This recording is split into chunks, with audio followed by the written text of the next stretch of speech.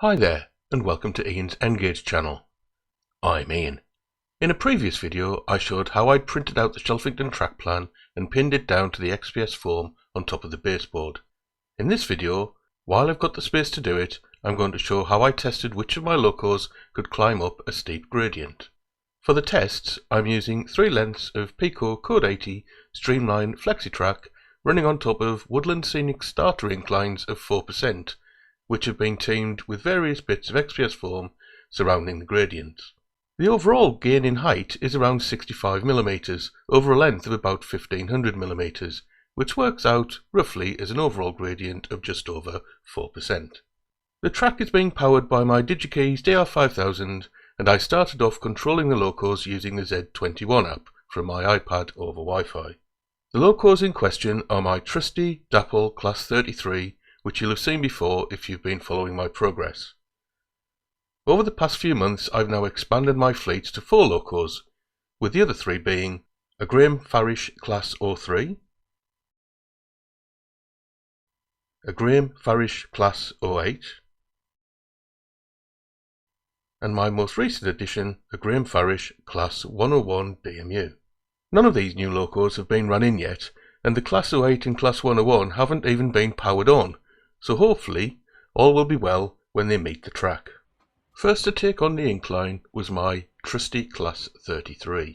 I didn't think this would have any problems at all as it was such a strong runner. So here we go.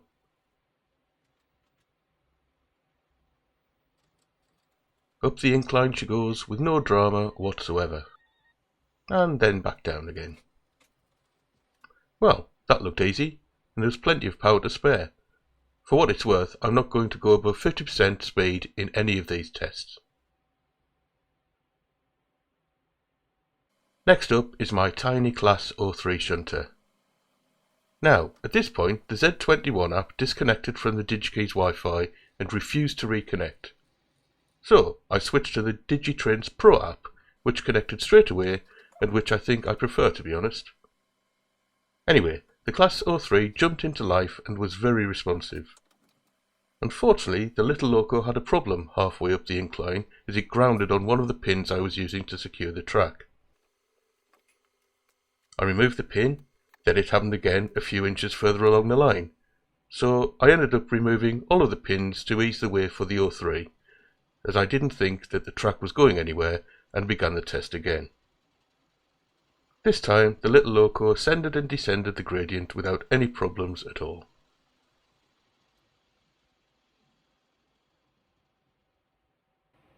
Next up was the Class 08 shunter, and out of the box this loco was not happy. In fact, I was beginning to think that it was completely dead, when all of a sudden it spluttered into life. And yes, this was my first ever sound-fitted loco. After a bit of a sticky start, it didn't get a lot better. There were numerous problems with it stalling and cutting out. In this bit, it has stopped responding to the app commands to slow down, meaning I had to cut the power to stop it falling off the end of the track. Oh, it slowed down like. That's interesting. Slowed down and then cut out. Brilliant. I never did get it running smoothly during this particular test session.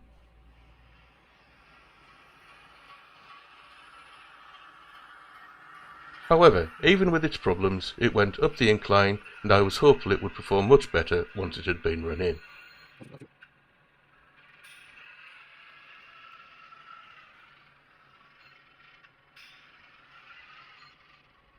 Finally it was the turn of the Class 101 DMU. This was only its second time out of the box, the first time being to photograph it. I was hoping it would be a better runner than the 08 shunter, as it was another sound-fitted loco and hadn't been cheap.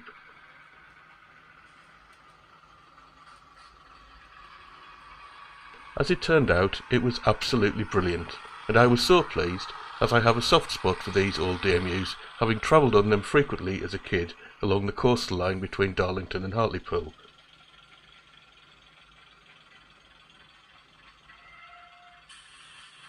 The sound of this one really took me back and seemed incredibly accurate to my ear.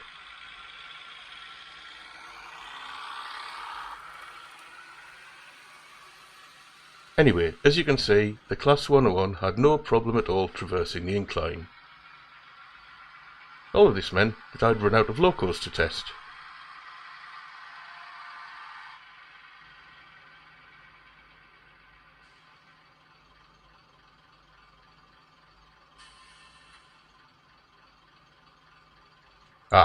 There was still one more test to perform though,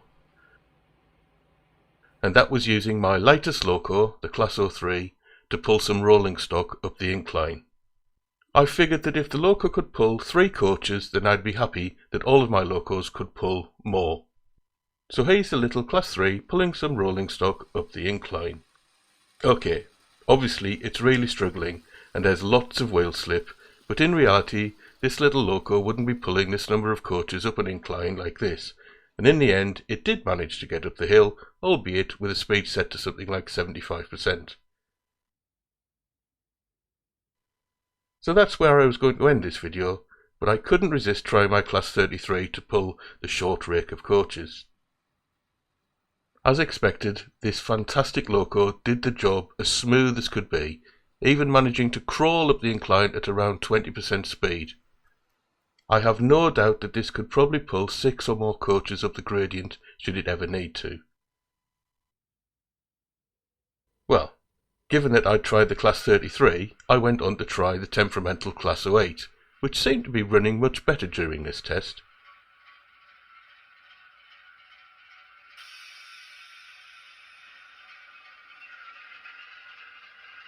It did an excellent job considering its size. It's not significantly heavier than the Class 03, but its gearing seems to be much more suited to pulling heavy loads, just like in real life. It also has a slow, realistic top speed, whereas the Class 03 doesn't. Well, I had been going to test a range of gradients between 2 and 4%, but as all of my locos made it up this slightly steeper gradient, I really didn't see the need. What it meant was that I could go up to slightly more than 4% gradient on Shelfington should I ever wish to. However, at the moment, the track plan didn't call for any more than a 20mm rise over a 3% gradient. But given my findings here, I may make some small modifications in the future. So, all in all, I think this was a very successful experiment. Right, as a final note, aren't sound fitted locos awesome? I'm not completely sure they're worth the extra cost, but the two I've got certainly sound excellent and are very realistic. It makes me wonder whether I'll ever buy a non-sound fitted loco again, which is actually a frightening thought, as, you know, they're significantly more expensive than non-sound fitted locos.